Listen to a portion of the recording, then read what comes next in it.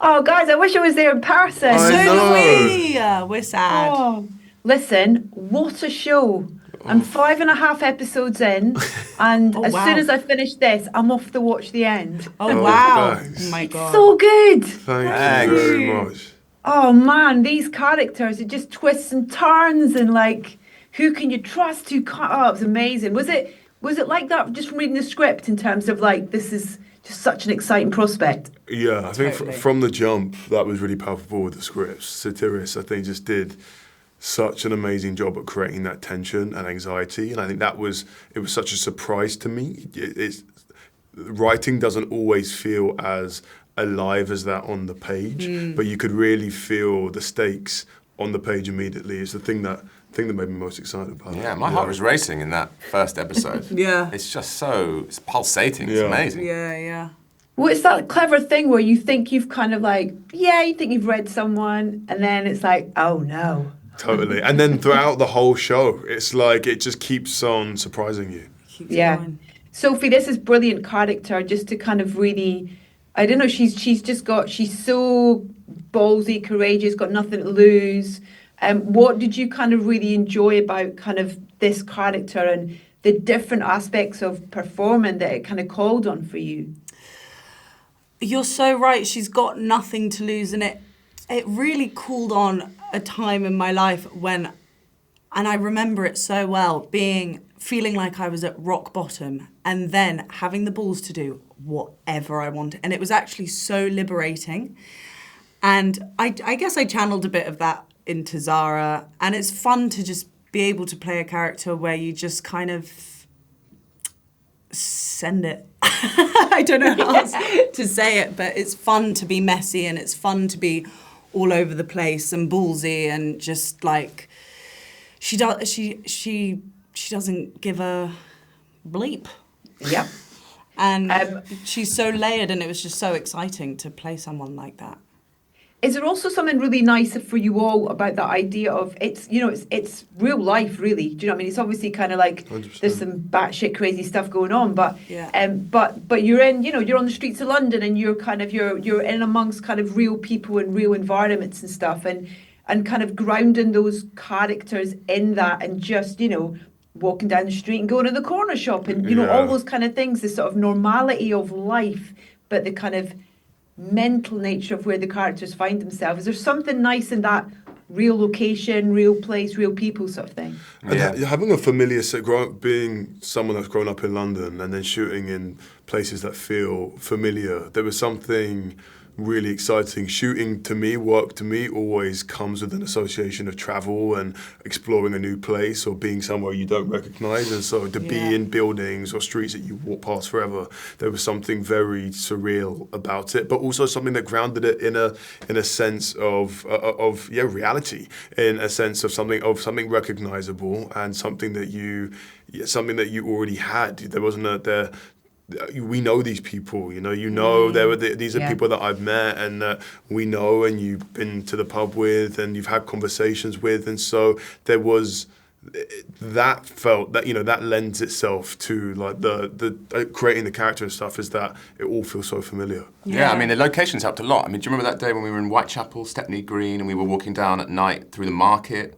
And there Oh my God, there weren't and it was so essays, it was live. just people It was doing real their shopping, people. their evening shopping. Yeah. And the camera was on a long lens, so we couldn't see it. Yeah, we And, were so and people were just integrated not into it. they were just walking past. I'm just getting my plantains, excuse me, and that was amazing actually. And then Yeah. I grew up in London as well, and we filmed in Tayabs, which is like an old. Oh, the Indian spot. Yeah, it just. that I was mean, I went there for my mate's 16th birthday. Right? No way. Honestly, so it was just so nice to be, and it really helps. I think. Well, I those think it locations. also lends itself to when the heist happens, it feels so violating, more so because, as Archie said, like these people, these places, and so it feels like someone's coming into your home and turning it upside down. So I think it's like the reality and the escapism of all of it. is- And it's also quite exciting for, like, when you watch something and you recognise real places, do you know what I mean? Like, by the bridge at Primrose Hill when you're in the car, all that kind of stuff. And then Sophie, that, her house is like, it's really near Columbia Road, isn't it? Yeah. That kind of, all that. It's Sausage like, lumping. I know where that is. Yeah. Really fun thing of where you, I don't know, it makes it feel even more real because you recognise You know those it. real places and stuff. Totally. It's like, Yeah. it's so much fun. I'm going to ask you slightly, Archie, you did this for me already, but you'll get a second go at it when we talked about Lurker. So happy release week, by the way, on that Thank as you well. so much. So excited for people to see that film. Thank you so much. If you could be in the scene of any film or TV show, what would it be? I love your face, Sophie. That's such a great... The response to people when you ask the question is as good as sometimes the answer. But if you could be in the scene of any film or TV show, what would you like to be in? Oh my good God. You guys go first because I've done it already.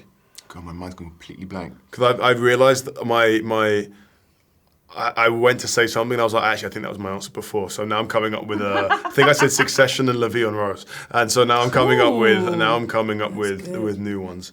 I love it. Just go with the first one. It's like... I mean, I'd like to, get chucked off the Titanic. I'd like to have been like floating in the sea. Well, Chucked no, off I it. mean, I would Just have liked as to they be say. Just as She likes cold water. like a stuntman holding onto it while it's tipping upside down. I would have liked to do the stunt of like falling and getting smacked off the side, and then You could be Kate Winslet falling off. So they go into the water. does she fall off? Or maybe she just plunges under. She's holding on to that. She's don't holding she? on, and then she's... slowly get I would. That whole kind of... I love The Sopranos. It's one of my favourite ever, and I think I would pay good money to be in sort of any scene with those actors in that with that script in that. I can't even think of one particular scene, but just every single moment. Maybe like in the therapy room with Dr. Melfi. Oh, yeah, Tony right. Soprano, just like Really? a fly on the wall. Oh my god. That's a great shout. That's Sometimes a great it's that shout. thing, isn't it, where you just want to be a fly on the wall to watch it as well as be Totally. in it, sort of thing as well. Totally. I wonder just before we finish the idea of, we're going back to the idea of this being, people we recognise, places we recognise, but research-wise, in terms of, did you do much research into this world and these characters? And because it feels like scarily totally viable. That's good. Thank God. Good. Because it was really alien to us, to at least me and Sophie. None of it, how alien I was a felt detective to before you. I became an actor. Yeah. I meant the storyline. I meant this feels like it could happen. You guys are completely believable. But I mean, like, this story feels Totally. like this could probably be happening that we don't even realise. Well, by the way, that's also it's it rooted is in happening. reality. It's totally happening. These things are definitely happening, and I think that's the thing that feels so exciting about it. It's another world that just exists underneath everything that, like, day to day. These things just like go on, and It's like that big hack for what happened. Those kids hacked into like M&S and Harrods and Yeah, it's young. It's really young people now. Yeah. there are young people huge doing hacks happening Hacking their own schools. constantly. It's a whole other. It's like a whole Yeah, it's underworld. quite It's an underworld that's just happening the entire time. I think the thing that was, I probably had to do a little bit of research into like the idea of pension finance and to try and make the world believable. But the thing that was fun for our characters is that they actually have no idea what they're doing. They're like way in over their heads.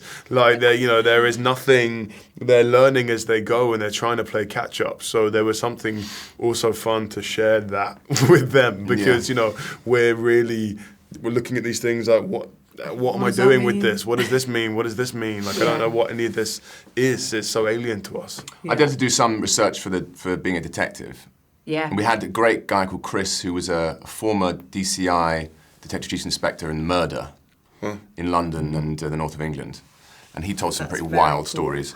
This was sort of armed robbery fraud, it's a bit different, but he had some pretty wild stories. And also just the energy of a policeman is so interesting. Because it's like this mix of genuinely wanting to save the world, but also just wanting to beat everyone, just wanting to win, just desperately wanting to win and best people. So it's a really interesting combination. Amazing. Well, listen, I really appreciate your time today, and huge congratulations. And Merry Christmas when it comes as well. Merry Christmas. Happy holidays. So, so excited about Tomb Raider. Oh, Bring it thank on! Thank you. Yeah, thank you so much, guys. Lovely chat That's to you. lovely. So nice So to nice to see see you. Lots of love. Wish Bye, you were guys. here. Bye bye.